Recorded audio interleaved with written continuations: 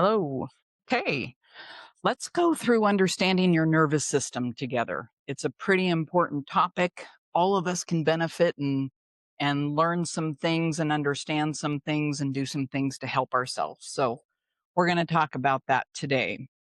A practical introduction to how your brain and body respond to stress, being overwhelmed, and just daily life, to be honest. Uh, we all have one, every one of us in this room. Let me explain what the nervous system is before we jump in to what the nervous system is. The nervous system is a vast network of your brain, your spinal cord, and your nerves, how they all come together and send electrical and chemical messages throughout your body. You think, learn, remember, feel emotions, move muscles, coordinate, balance, sense the world, taste, touch, smell, regulate automatic functions like heartbeat and breathing, digestion, stress responses, tracks what's happening inside and outside of your body, and decides how to respond. It can be a very reactive process, as most of us in this room probably understand to a certain degree. The goal is to learn how to regulate and respond to what your body is doing when your nervous system is under stress. There's two major parts: the central nervous system, which is your brain and your spinal cord. The second part is your peripheral nervous system, which is all the nerves that branch out from your spinal cord. That system carries messages between all of it, between the body, between your spinal cord, the nerves in your body. Somatically, you're going to feel that come up in your body. We're going to talk a little bit more about that in a minute. The voluntary movement in your body, part of your nervous system. The autonomic system, which involuntary functions like heart rate, hormones, digestion. So, why this matters? Every human has one of these. Every human has a nervous system. Stress and overwhelm are normal parts of our daily life. Understanding how to help your body respond and not react, I think, is a lifetime challenge, where it's something I'm always thinking about. What can I do to quiet my body, to quiet my heart when it's activated, when my nervous system is activated? Sometimes some things work and some things don't. We're going to talk about what those things are to quiet your nervous system. What is the nervous system? Here's the simple definition. Your nervous system is a communication network between your brain and your body. It helps you notice, respond. It helps you connect, calm. How stress shows up. Common signs. How many of us have felt some of these common signs? Tightness in the chest, or what do we hear? There's an elephant sitting on my chest. It's hard to breathe. Racing thoughts. We call those ruminations sometime in the counseling office. Irritability. Get irritable, agitated, feeling frozen or shut down. That's part of how stress shows up for some of us. Trouble focusing. Oh my goodness, those of us that have any kind of ADHD may understand this really well. Trouble focusing, and feeling disconnected, just not part of anything. That's a common thing. I didn't understand that was part of the nervous system for a period of time. I understand now that feeling disconnected is a huge part of a stress response. Here are the stress response states. All of us, when we hit a stress point, are going to go into one of these states. Fight, that might look like frustration and irritability. Flight, ooh, turn around, anxiety, restlessness, want to go away from the stress. Freeze, numb, stuck, not being able to move, sometimes paralyzed if it's extreme. And then fawn. This is one I kind of like because the people that I live with kind of go into this fawn, the people pleasing, avoiding conflict. Um, just how can I help you so you're not mad type thing, fawn.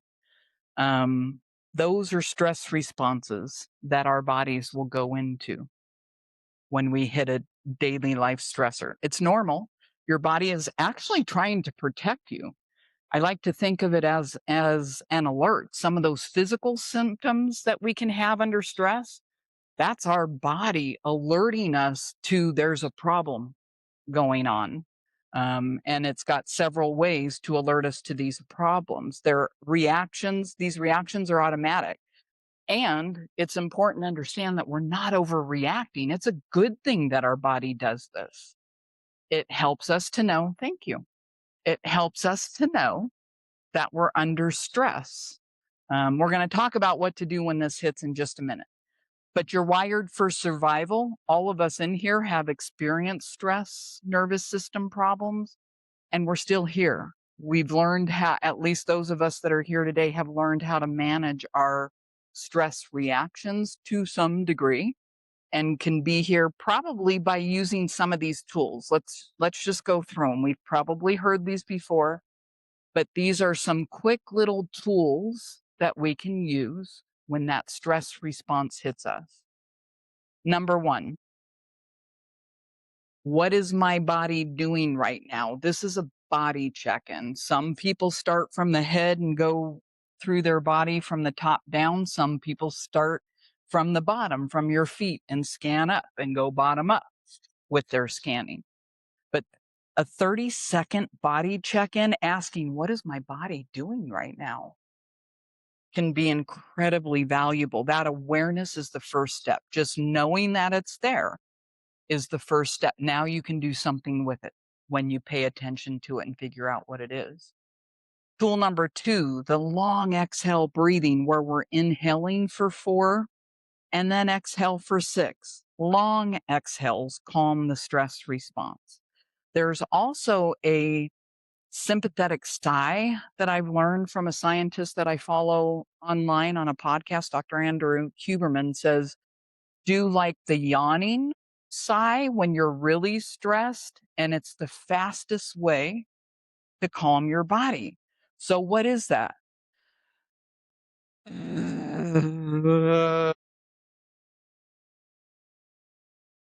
Uh, I got a lot of it, right? That's it. And it will quickly change the way your body feels in seconds. Okay. Long exhale breathing. Remember the sympathetic sigh. Include that yawn thought and add the noise. It makes a difference on how it changes things in your breathing. Tool 3, orienting. This one I've heard a long time. This is probably one of my main grounding tools, is just to orient and be present and make sure I'm in my space. What are 5 things I can see? What are 4 things I can hear? What are 3 things I can touch? And we ground ourselves back into the present when we're swimming outside of ourselves, feeling anxious, like we're so far out there, out of control is a common thing I'll hear people say. I'm feeling out of control. This orienting is a really great way to bring yourself and plant yourself back into your present space. Orienting. This is another favorite one that one of my favorite doctors taught me, is the hand to heart. I can't remember what we called it in the last workshop, but it's literally where I put my hand over my heart, and you put your hand over my heart, and we look in each other's eyes. What was that called, Dr. Boyer? Was it a love gaze?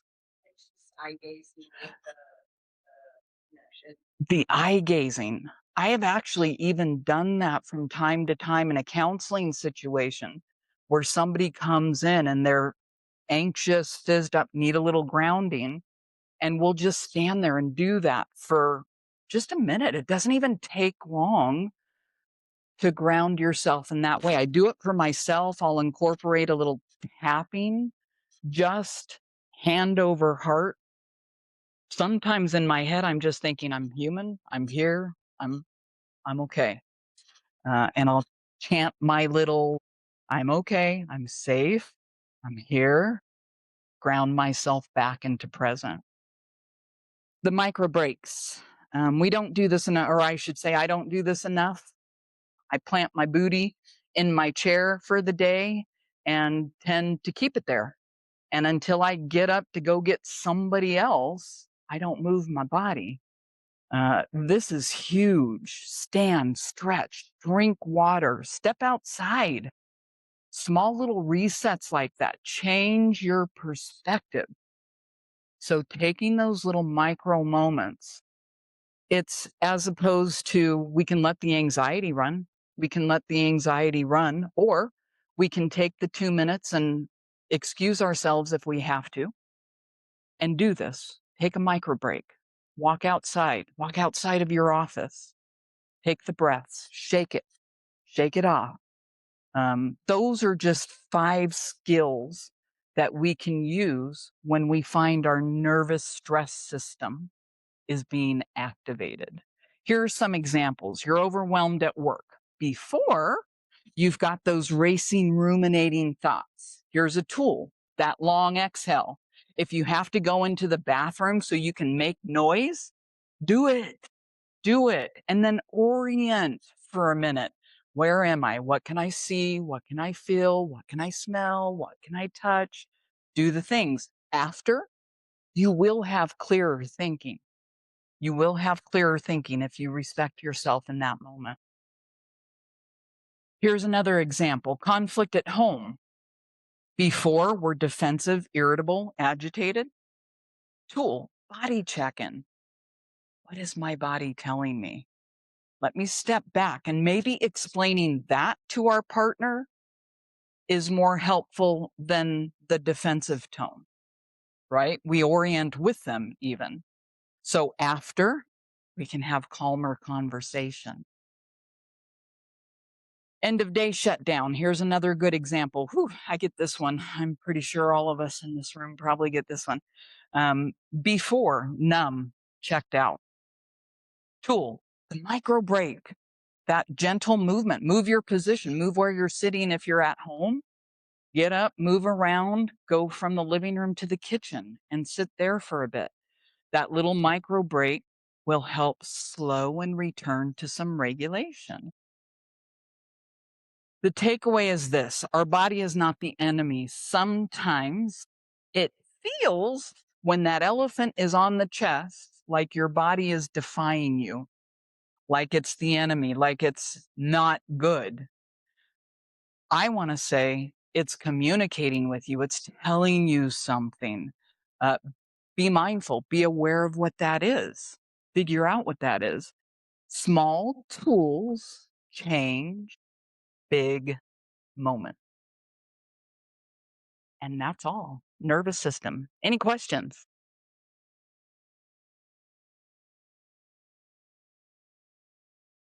What happens if it's a long period of stress? We still use the short little coping skills along the way. Um, we got to learn how to quiet our bodies. Our bodies reacting. So it's back to the awareness. If we're having a long period of stress, we're not aware of what's going on. We're not using all the tools to assess or maybe scan our bodies. We're letting the stress run. And I understand that that happens. It happens to me too. Um, but what I can say for myself is when that happens, I've gotten busy. I've gotten in my ADHD one track mind, and I'm not paying attention to these things. So my thing in my head is slow your roll. Shannon, slow your roll. Pay attention. What do you need right now? Do the scan, incorporate the quiet time, meditation. I love to pray. So I will meditate and pray, talk to God about things, And that's a huge quieter for me also. Um, if the stress and trauma is running away, we got to find those breaks to incorporate some of this and be mindful of where we're at. Good question. Common for us to experience long periods of stress. Yes, please.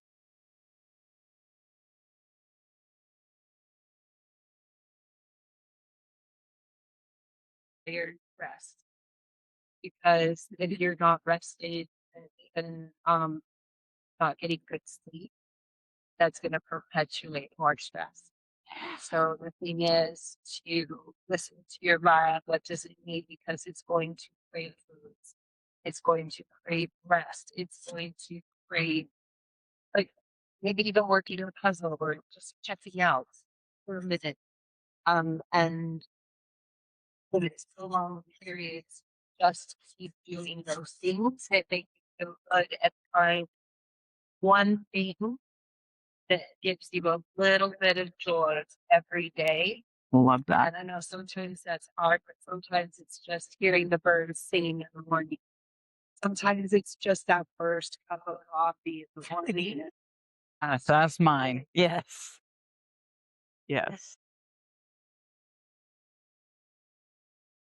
One of my favorite apps is Insight Timer, and it's a meditation app. Mm. And I just finished a 12-day uh, stress reset challenge, and each day they gave you a different tool on how to reset. And this new one I'm obsessed with. I love it, and it's a breathing exercise, and we call it hand breathing. And what you do is there's kind of start taking a couple breaths, get into how you're feeling, and then you take your finger and you inhale, hold it, and exhale. Inhale, hold it, and exhale. So you basically do the whole hand. You get to the thumb, you go backwards, and that's one cycle, and that's it. So it's something that's easy to be done. You can do it in the office, and there was that one, and then there was a really a different one that kind of I think it'll work for someone, and it started to work for me, but I still kind of have to work on it, is soft touch. And what this one teacher was talking about was take your deep breath, get in touch, anchor with where you're at, and just soft touch around your ear Mm. because the ear is the map of our whole body. Mm. And it's the one place where we can actually do everything. And you just light touch around the ear. And then after that's done, you do the second ear, take a couple deep breaths, reground, and you're done. And that's something that can take like 2 minutes, 3 minutes, whenever something's coming at you. And even doing just a small tug and massaging your earlobes, because that is a big sense of relaxation. What's the hand one would be good for kids? That's amazing. Oh my God. I'm obsessed with this. That's a good one. It's a great one. Yeah. I think it would be great for kids. Yeah, that would be. Anything I want to announce to the world, come join us. We are a great, fun group of people. We're learning together. We're figuring some things out together. We're open to talk about the things. What a great place to come be open and vulnerable and humble and find some things out that can potentially help you and other people. Come join us.